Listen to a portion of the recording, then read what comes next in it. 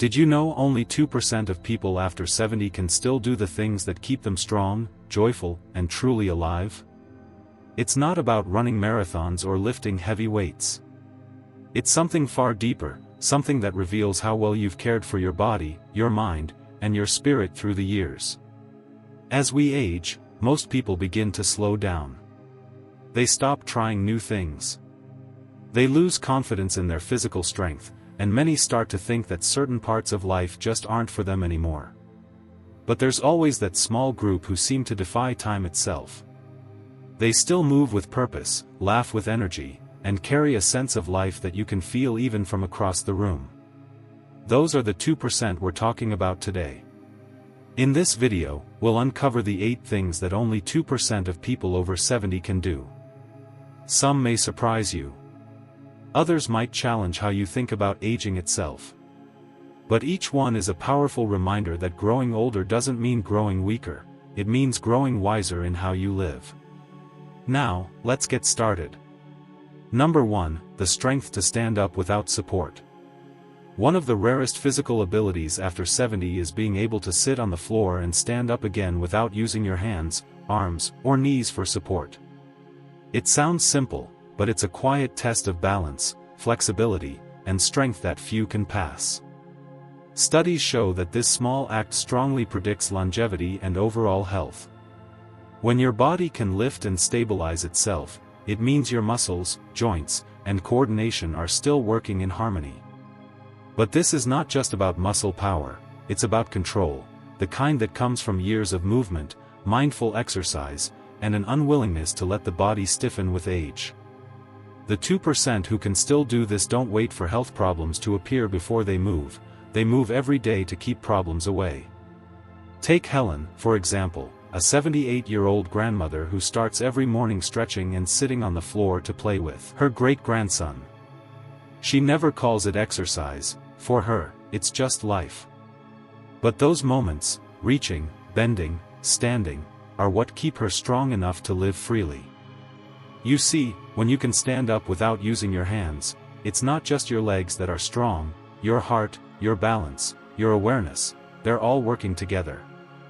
It means your independence is still yours to keep. Because the ability to stand on your own isn't just physical, it's symbolic. It's a declaration that age hasn't taken your stability, your confidence, or your will to keep moving forward. Number 2, the mind that still learns new things. One of the most extraordinary traits of the 2% is their ability to keep learning, really learning, even after 70. Most people stop. They settle into routines, reread the same books, and live in the same patterns. But those rare few still crave new knowledge. They ask questions. They explore new hobbies. They challenge their own ideas. And because of that, their mind stays sharp, flexible, and alive. Neuroscientists have long said that the brain is like a muscle, it weakens without challenge. Yet the 2% train their minds daily, often without realizing it. They take online courses, learn another language, try new recipes, or figure out how to use a new phone. It's not about mastering everything, it's about refusing to let curiosity die. Think about Robert, 82 years old, who decided to take piano lessons for the first time in his life.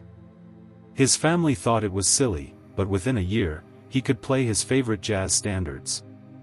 He says it made him feel young again, not because of the music itself, but because he proved to himself that his brain could still grow. When you keep learning, you do more than prevent cognitive decline, you feed your spirit. You stay adaptable. You build new connections between the neurons in your brain and new possibilities in your heart. The 2% understand that learning isn't just for the young, it's the secret that keeps you young. If you're still watching this video and finding these insights valuable, please comment, number 2, below to let me know you're here. And if you haven't subscribed yet, I recommend you subscribe and turn on the bell so you don't miss any videos. Your support helps us continue creating good content to inform and inspire you. Now, let's move forward. Number 3, the heart that forgives easily. Here's something you rarely see after 70. A person who no longer holds grudges. Most people, as they age, carry silent weights, memories of betrayal, disappointment, or family conflict that never got resolved.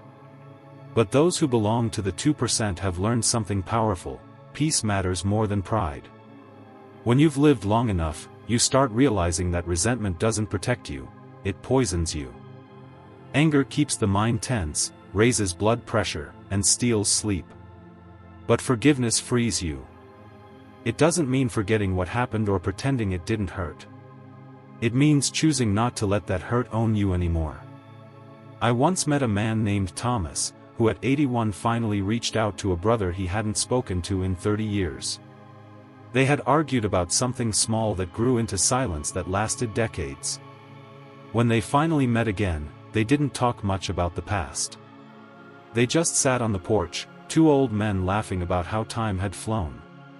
Thomas told me later, "I thought I was gaining peace by cutting him off, but I realized peace only came when I let him back in." That kind of emotional maturity, the ability to forgive, is not weakness.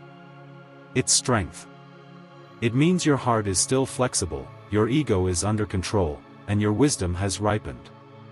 The 2% don't just live longer, they live lighter because they've stopped carrying what no longer belongs in their hearts. Number 4, the courage to live alone without feeling lonely. One of the hardest yet most admirable abilities after 70 is being able to live alone and still feel content. Many people can't. They fear silence, they avoid solitude, and they measure their worth by who calls or visits. But the rare 2%, they've mastered something most never do. They've learned how to be complete on their own. You see, loneliness and solitude are not the same. Loneliness is emptiness, solitude is peace. Those who thrive alone are not detached from life. They are deeply connected to themselves. They wake up, make their coffee, and smile at the sunrise, not because someone is watching, but because they've learned to value their own company. Take Ella Laner, 77 years old. After her husband passed, she spent months in grief, feeling lost. But one day, she said to herself, "I can't wait for someone to bring me joy. I have to build it." She began gardening, joined a local book club, and learned to enjoy her quiet evenings. When people ask how she manages alone, she simply says, "I'm not alone. I'm with myself, and that's finally enough." This kind of independence is emotional strength at its highest level. It's not isolation, it's maturity. It's being able to sit in silence and still feel whole. The 2% who do this don't depend on constant noise or attention to feel alive. They've discovered that peace isn't found in the crowd, it's found in the quiet. If you're still watching this video and finding these insights valuable, please comment number 4 below to let me know you're here. And if you haven't subscribed yet, I recommend you subscribe and turn on the bell so you don't miss any video. Your support helps us continue creating good content to inform and inspire you. Now, let's move forward. Number 5, the body that still moves with purpose. Among those over 70, only a small handful still move with strength and grace. They don't shuffle their feet or lean on excuses. They walk tall, stretch daily, and keep their body in motion as if life still demands it. That's because it does. The moment you stop moving, your world begins to shrink. But the 2% who stay active know that every step, every stretch, every breath is a vote for life itself. They don't treat movement as punishment, they treat it as gratitude. They understand that their body may not be as strong as it once was, but it's still capable, still loyal, and still worth caring for. They take walks after dinner, do gentle squats, or dance a little when their favorite song comes on. It's not about breaking records, it's about refusing to rust. I remember meeting Nancy, 74, at a park trail in the early morning. She was walking briskly, earbuds in, smiling at every person she passed. I asked her why she did it every day. She said, "Because as long as I'm moving, I know I'm still winning." That mindset right there is what separates the 2% from the rest. Their strength doesn't come from luck. It comes from love, love for the body that carried them through decades of work, children, laughter, and pain, they move to honor that body, not to fight it. And that attitude, the will to move with gratitude, is what keeps them young long after the years say otherwise. Number 6, the discipline to control what they eat. One of the rarest and most powerful habits among the 2% is restraint, especially when it comes to food. Most people after 70 fall into one of two extremes. They either stop caring about nutrition altogether or restrict themselves out of fear. But those who truly thrive understand that food is neither enemy nor comfort. It's fuel, medicine, and balance. They eat with awareness, not guilt. They don't chase every new diet or miracle supplement. Instead, they've learned to listen to their body, their real quiet hunger cues that say what it truly needs. They eat lighter at night, stay hydrated, and focus on foods that heal rather than harm. I met a man named George, 79, who still cooks for himself every evening. His meals are simple: grilled fish, vegetables, and a small bowl of berries for dessert. When I asked him if he ever gets bored, he chuckled and said, "No, because I eat to live, not live to eat." That's the mindset that keeps him strong and lean with steady energy all day long. Science now confirms what wisdom already knew: moderation is the key to longevity. The 2% don't see eating less as deprivation. They see it as self-respect. They understand that every bite is a choice, and those choices shape not only how long they live, but how well they live. If you're still watching this video and finding these insights valuable, please comment number 6 below to let me know you're here. And if you haven't subscribed yet, I recommend you subscribe and turn on the bell so you don't miss any videos. Your support helps us continue creating good content to inform and inspire you. Now, let's move forward. Number 7, the wisdom to let go of what no longer matters. By the time most people reach their 70s, they've collected more than memories. They've collected burdens, regrets, grudges, old wounds, broken friendships, unfinished dreams. These things weigh heavily on the heart, even when the body is still strong. But the 2% who truly flourish at this age, they've learned one of the hardest lessons of all: the art of letting go. They stop replaying past mistakes like old films. They stop expecting apologies that will never come. They stop trying to control how others see them. Instead, they release. They forgive even when no one asks for it. They let the years behind them rest in peace so they can live fully in the ones that remain. You can see it in their faces, a certain calm, a quiet light. They've traded bitterness for understanding and pride for peace. They don't gossip. They don't cling. And they don't waste time trying to rewrite what's already been written. Every morning is a blank page, and they choose to write something gentle on it. Take Ruth, 81. She told me once, "Peace didn't come when my life got easier. It came when I stopped arguing with what had already happened." That kind of acceptance is rare, but it's also freeing. It's what allows her to laugh deeply, sleep soundly, and meet each day with a soft heart instead of a heavy one. Letting go doesn't mean giving up. It means making space for what truly matters. And the older you get, the more you realize how precious that space is. Number 8, the faith that keeps their spirit alive.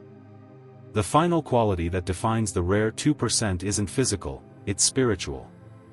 Not necessarily in a religious sense, but in the quiet conviction that life still has meaning. These people believe in something larger than themselves, something steady when the world around them changes.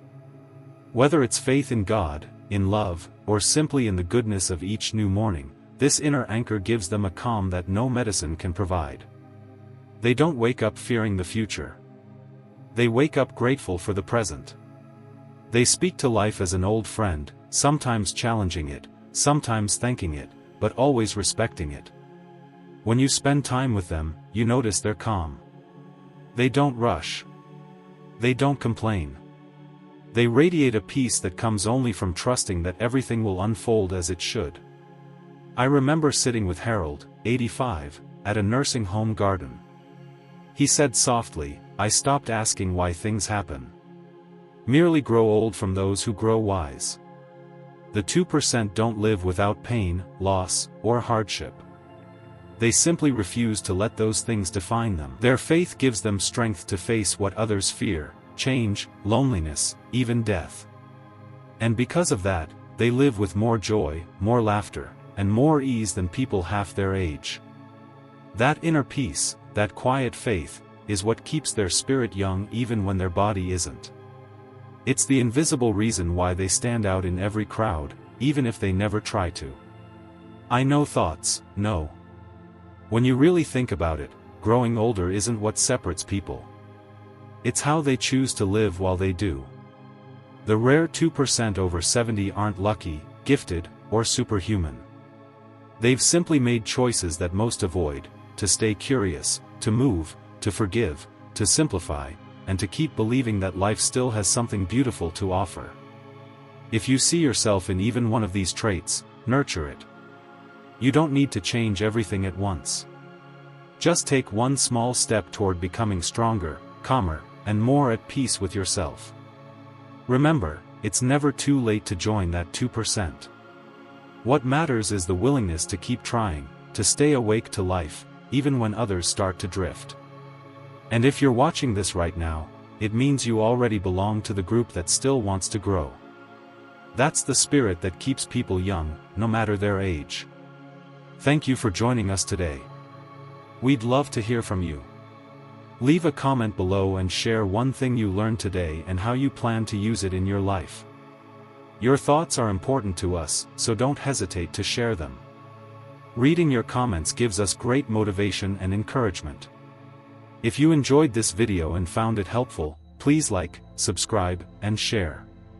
Your support helps us continue creating good content to inform and inspire you. Thanks for watching, and we look forward to seeing you in the next video.